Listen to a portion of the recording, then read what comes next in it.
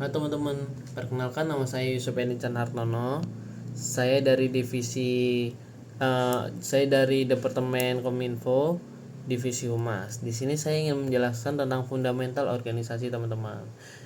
Kita jelasin dari organisasi dulu teman-teman. Organisasi itu sistem yang dibentuk untuk mencapai tujuan tertentu melalui kerjasama antar individu, dikoordinasikan secara sadar dengan batasan yang relatif dapat didefinisi teman-teman. Nah, ada tujuannya juga nih teman-teman. Tujuan dari organisasi itu ada 5. Nah, tujuan pertama itu ada mencapai tujuan yang tidak bisa dicapai secara individu, lalu ada membantu memaksimalkan sumber daya secara efisien dan efektif, lalu melalui struktur dan sistem yang terorganisasi, produktif kerja dapat ditingkatkan. Nah, ada yang keempat nih teman-teman, menjadi wadah pengembangan potensi, keterampilan, dan karir anggotanya. Lalu yang kelima, membantu anggotanya menyesuaikan diri dengan perubahan lingkungan internal maupun eksternal. Nah, setelah kita tahu apa itu organisasi dan tujuannya, kita masuk ke unsur organisasinya nih teman-teman. Nah, di unsur organisasi ini ada 3 tujuan atau 3 unsur lah teman-teman. Ada wadah, tujuan, dan orangnya. Nah, lalu di selanjutnya itu ada kelengkapan organisasi teman-teman. Nah, kelengkapan pertama itu ada badan hukum atau legislatif, aturan dan landasan berdirinya organisasi. Lalu ada 2 struktur organisasi, pembagian fungsi dari tiap anggota dan jabatan yang diembatnya. Lalu ada 3 program kerja, kegiatan, agenda yang akan dilaksanakan. Yang keempat ada atribut organisasi, identitas yang menjadi karakteristik suatu organisasi teman-teman. Nah, selanjutnya ada budaya organisasi nih. Budaya organisasi ini ada kolaborasi, kerjasama internal maupun eksternal, ada inovasi, pengembangan baru organisasi, lalu sustainability yang kemampuan bertahan dan berproses. Ada permasalahan umum di organisasi itu dari sumber dana, sumber daya manusianya, komunikasi, administrasi, dan program kerja. Nah, setelah masuk ke bab organisasi, kita coba masuk ke hambatan organisasinya teman-teman. Nah, di hambatan organisasi ini ada beberapa hal yang perlu dihindari dalam berorganisasi. Satu, mengatakan sesuatu yang tidak produktif. Lalu ada yang kedua, disiplin terhadap waktu. Langsung ketiga, rasa egois yang tinggi. Keempat, minimnya komitmen anggota. Yang kelima itu ada pemimpin tegas. Nah, lanjut ke konsep pemimpin nih teman-teman. Konsep pemimpin nih seperti mobil. Nah, di mobil itu kan ada supir dan penumpang-penumpangnya. Supir itu kita ibaratin sebagai organisasi atau komunitinya. Di mobil itu kita ibaratin sebagai organisasi atau komunitinya. Nah, si penyupirnya kita ibaratin sebagai pemimpin.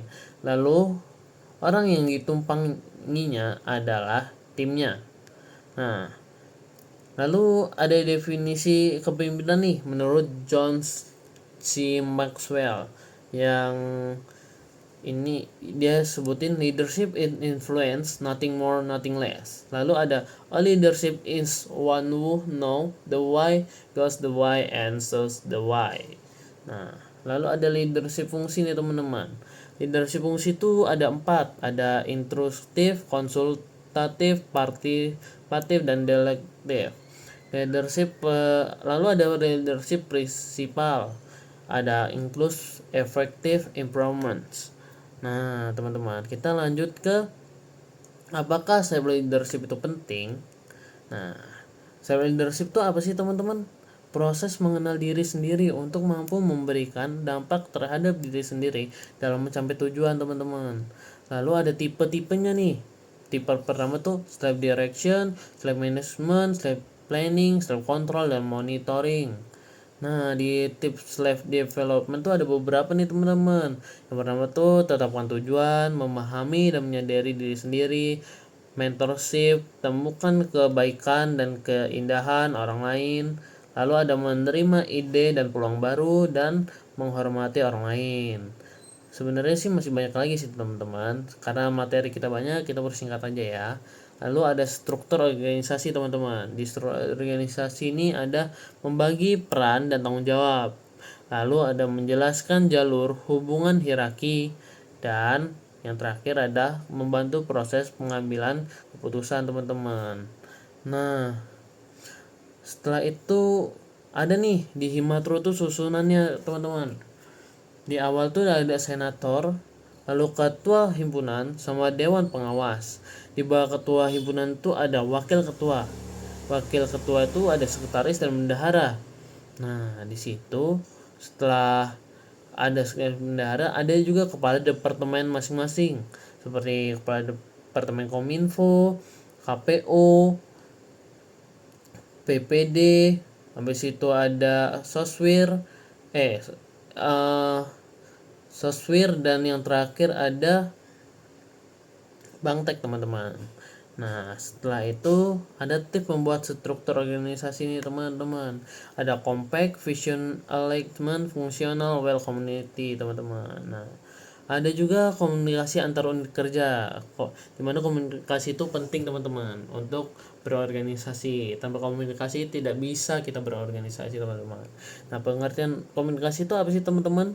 Ada proses untuk menyampaikan pesan atau informasi untuk membuat persepsi dari pihak pemberi kepada pihak yang menerima. Nah, jenis komunikasi itu ada dua teman-teman, komunikasi formal dan informal.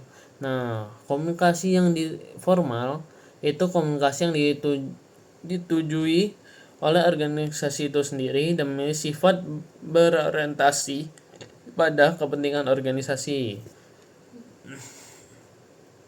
Lalu ada komunikasi informal teman-teman. Komunikasi dengan metode yang santai di luar dari kebakuan aturan, regulasi, atau kode etik pada suatu organisasi teman-teman. Nah, ada juga fungsi komunikasi teman-teman. Nah, fungsi itu ada informatif, persuasif, regulatif, dan integratif teman-teman. Nah, bagian komunikasi itu ada latar belakang, lalu ada teknik medan perantara, mendengar secara selektif, perbedaan bahasa, tekanan waktu, sumber yang dipercaya, perbedaan persepsi, dan pertimbangan nilai moral. Nah, lalu ada juga personal branding teman-teman. Nah, di mana personal branding itu apa sih teman-teman? Personal branding adalah tentang memberikan implementasi yang baik kepada orang sekitar. Hal ini penting untuk mengendalikan pandangan orang terhadap kita, terlebih khusus dalam dunia profesional agar lebih didengar. Profesional di branding pula tak hanya tulisan maupun apa yang tertera, maupun juga tindakan yang kita lakukan sehari-hari pula mempengaruhi hal ini. Tujuan personal branding itu ada bermacam-macam. Yang pertama itu ada pengembangan kepercayaan, membangun kredibilitas, membangun rasa percaya diri, memperluas koneksi, dan yang terakhir itu menunjukkan diri sendiri apa adanya. Nah, cara membangun personal branding itu ada beberapa cara teman-teman. Cari tahu siapa dirimu, tentukan tujuan yang jelas, jaga konsisten, buat konten yang tepat teman-teman. Nah, setelah itu ada LinkedIn. LinkedIn itu untuk menunjukkan sih teman-teman personal branding kamu di bidang apa, kamu bisa apa aja. Nah, LinkedIn itu penting untuk personal branding. Lalu ada perbanyak account placementnya. Nah, lalu di LinkedIn juga ada teman-teman cara penggunaan LinkedIn yang tepat tuh gunakan bahasa yang profesional, posting kegiatan, perbanyak koneksi kalian atau sertifikat teman-teman. Nah, itu adalah materi yang disampaikan kemarin saat orientasi pengurus teman-teman. Nah, di sini saya ingin mengucapkan terima kasih karena telah menonton video ini teman-teman. Wassalamualaikum warahmatullahi wabarakatuh.